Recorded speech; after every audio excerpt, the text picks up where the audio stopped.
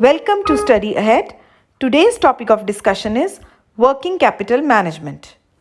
Now, what is the meaning of working capital management? It is the amount of funds necessary to cover the cost of operating the enterprise. ये हमारे capital का वो part है जो हमें day to day expenses के लिए चाहिए होता है. जो भी हमें funds, raw material, payment of wages या day to day daily expenses, operating expenses के लिए फंड्स चाहिए होते हैं, उसे हम वर्किंग कैपिटल कहते हैं. Now, what are the concepts of working capital? There are two concepts of working capital: balance sheet concept and operating cycle concept. Under balance sheet concept, we have gross working capital and the second one is net working capital. Gross working capital is the funds which are invested in current assets, and net working capital is the excess of current assets over current liabilities. So gross working capital is the total of current assets and net working capital is the current assets minus current liabilities. Second concept is the operating cycle concept. Now, the firm has an operating cycle.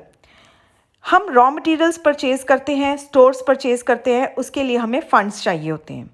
उसके बाद हम labour और बाकी cost incur करके अपने raw material को convert करते हैं फिनिश स्टॉक में. ये फिनिश स्टॉक हम सेल्स करते हैं, जो कि कैश में भी हो सकती हैं या वो क्रेडिट सेल्स भी हो सकती हैं. अल्टीमेटली जो हमारी क्रेडिट सेल्स होती हैं उसकी रियलाइजेशन हो जाती है और हमें कैश वापस आ जाता है. तो ये एक सर्कल है, एक साइकिल है जो अगेन एंड अगेन कंटिन्यूसली चलता रहता है with the purchase of raw material. Raw material purchase करेंगे, उसको फिनिश गुड्स में कन्वर्ट करेंगे, फिनिश गुड्स को सेल करेंगे, वहाँ से हमें जो कैश रियलाइज होगा उससे हम फिर दोबारा से रॉ मटेरियल परचेज करेंगे और ये प्रोसेस हमारा साइक्लिकल है जो चलता ही रहता है. So this is known as an operating cycle concept. Next is the kinds of working capital. Now, first one is permanent or fixed working capital. Minimum amount of working capital जो हमें चाहिए होता है for effective utilization of fixed facilities, जो हमें अपने current assets की flow को maintain करने के लिए चाहिए होता है, उसे हम कहते हैं fixed working capital. Second one is the variable working capital. ये वर्किंग कैपिटल जब हमें कोई सीजनल डिमांड आ जाती है या कोई स्पेशल इवेंट्स आ जाते हैं, उसके लिए हमें जो वर्किंग कैपिटल चाहिए होता है तो उसे हम कहते हैं वेरिएबल वर्किंग कैपिटल. और ये परमानेंटली बिजनेस में नहीं चाहिए होता, ये हमें शॉर्ट पीरियड्स के लिए चाहिए होता है. Next is what are the factors which determine the working capital requirements. First one is the nature of business. आपका बिजनेस कैसा है, सीजनल है, साइक्लिकल है या regularly throughout the year आपका बिजनेस चलता है, तो उसके अकॉर्डिंगली आपको वर्किंग कैपिटल चाहिए होगा. जैसे हॉजरी है, hosiery is only for winters. Pre winters में हॉजरी का जो सारी मैन्युफैक्चरिंग की जाती है तो उनको वर्किंग कैपिटल उस सीज़न में ज़्यादा चाहिए होता है. साइज ऑफ बिजनेस और स्केल ऑफ ऑपरेशंस. आपके बिजनेस किस लेवल का है, is it small scale, is it medium scale और it is large scale. Then production policy. आपकी प्रोडक्शन पॉलिसी कैसे है, आप ज़्यादा स्टॉकिंग करके रखते हैं, ज़्यादा रॉ मटेरियल मंगवा के रखते हैं या जब आपको रॉ मटेरियल की रिक्वायरमेंट होती है आप तब मंगवाते हैं. Length of production cycle. आपकी ऑपरेटिंग साइकिल का क्या लेंथ है, आपका स्टॉक टर्नओवर कितनी जल्दी होता है या लंबा आपका पीरियड है. अगर आपका स्टॉक टर्नओवर रेट बहुत कम है, जल्दी जल्दी आपका स्टॉक रिटेट हो रहा है, तो आपको कम वर्किंग कैपिटल चाहिए होगा. बट अगर आपका प्रोडक्शन साइकिल है जो लंबा है तो आपको फिर ज़्यादा वर्किंग कैपिटल चाहिए होगा. Seasonal variations. आपका सीजनल बिजनेस है या आपका नॉर्मल बिजनेस है. Then working capital cycle. Working capital cash के रियलाइजेशन का साइकिल आपका कैसा है. रेट ऑफ स्टॉक टर्नओवर, ये मैंने अभी आपको एक्सप्लेन कर दिया. Then your credit policy. आपकी जो क्रेडिट पॉलिसी है, आप ज़्यादा देते हो क्रेडिट सेल्स या आप ज़्यादा कैश सेल्स करते हो. डेटर्स को आप कितना टाइम देते हो कैश देने के लिए. अगर आप कम टाइम देते हो उनको तो आपको कम वर्किंग कैपिटल चाहिए होगा. अगर आप डेटर्स को ज़्यादा टाइम देते हो तो आपको ज़्यादा वर्किंग कैपिटल चाहिए होगा. Next is business cycles. Business cycles कैसे चल रहे हैं, is it boom, is it depression, is it recession और is it recovery. Earning capacity and dividend policy. आपकी कंपनी की डिविडेंड पॉलिसी क्या है, आप ज़्यादा रिटेंशन करते हो या ज़्यादा आप डिस्ट्रीब्यूशन करते हो. जब आपकी रिटेन्ड अर्निंग ज़्यादा होती हैं तो आपको वर्किंग कैपिटल कम चाहिए होगा. जब आपकी डिविडेंड डिस्ट्रीब्यूशन ज़्यादा होएगी तो आपको वर्किंग कैपिटल ज़्यादा चाहिए होगा. Then there are many other factors like import policy, management की ability, then importance of labor, कि आपको उसके accordingly ही देखना पड़ेगा कि आपको कितना working capital चाहिए. Next is the methods for estimation of working capital requirements, और ये बहुत ही इंपॉर्टेंट है. आपको पता होना चाहिए कि आपने वर्किंग कैपिटल की रिक्वायरमेंट्स को कैसे एस्टिमेट करना है. First is percentage of sales method. हम इस मेथड में ये मान के चलते हैं कि जो आपका वर्किंग कैपिटल है that is directly related to sales. आप बैलेंस शीट की जितनी भी करंट एसेट्स और करंट लाइबिलिटीज़ हैं उनको पास्ट एक्सपीरियंस के बेसिस पे परसेंटेज ऑफ सेल्स कैलकुलेट कर लेते हो इस मेथड में, और आप फिर एस्टिमेट करते हो कि अगले साल में भी आपको इतने % करंट एसेट और इतने % ही करंट लाइबिलिटीज़ चाहिए होएगा. तो पास्ट एक्सपीरियंसेस के परसेंटेजेस कैलकुलेट करके हम वो अगले आने वाले फ्यूचर पीरियड्स पे उनको अप्लाई कर देते हैं. Second technique is the regression analysis. इसमें हम रिग्रेशन इक्वेशन यूज़ करते हैं y is equal to a plus B X. Now what is regression? Regression में हम क्या करते हैं, जो अननोन वैल्यू होती है डिपेंडेंट वेरिएबल की वो हम इंडिपेंडेंट नोन वैल्यू से कैलकुलेट करते हैं. For example y over here is working capital which is dependent on sales. A is the intercept, B is the slope of regression line and X is the sale.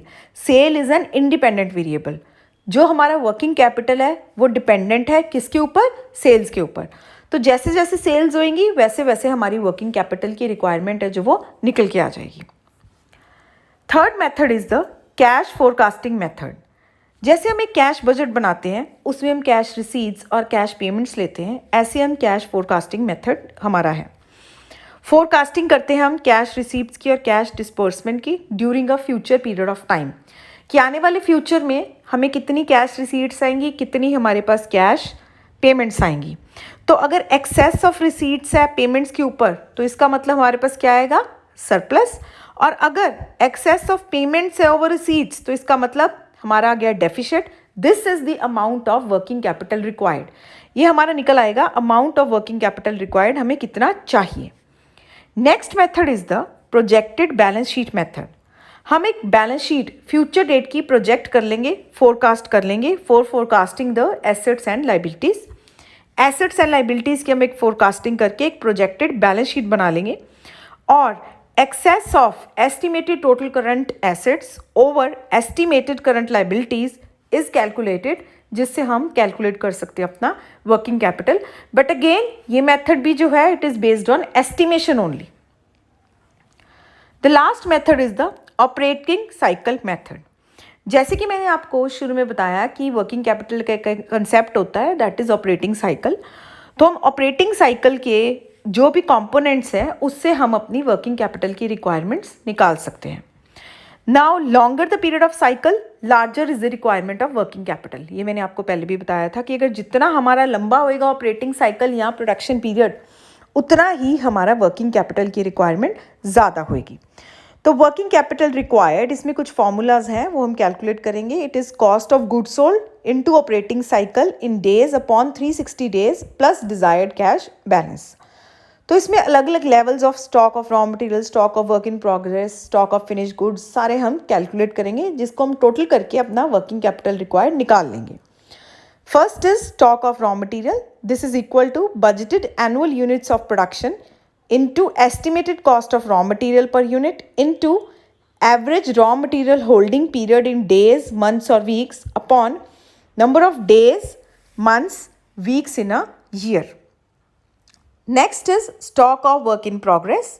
This is equal to budgeted annual units of production into estimated work in progress cost per unit into average work in progress holding period in days, months, weeks upon number of days, months, weeks in a year.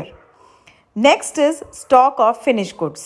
Budgeted annual units of production into estimated cost of production per unit into average holding period of finished goods in days, months or weeks upon number of days, months, weeks in a year. Next is investment in debtors or receivables. Budgeted units of credit sales into cost of sales per unit into average collection period of receivables in days, months or weeks upon number of days, weeks, months in a year. Next is cash and bank balance. हम अपना estimate करेंगे. Prepaid expenses, जो भी हम अपने expenses advance में पे कर देते हैं. Then we will calculate the trade creditors. It is equal to budgeted annual units of production into estimated raw material cost per unit into average payment period of creditors in days, months, weeks upon number of days, months, weeks in a year. Then creditors for wages and other expenses. This is equal to budgeted annual units of production into estimated labor overheads cost per unit into average time lag in payment of wages, overheads in days, months or weeks upon number of days, months, weeks in a year. And last one is advances received. It reduces the requirement of working capital. जो भी हमें advances आ जाते हैं advance में. So this was all about the methods of estimation of working capital requirement. Friends, if you have any problem, any query, please comment in the comment box and please subscribe to Study Ahead. Thanks.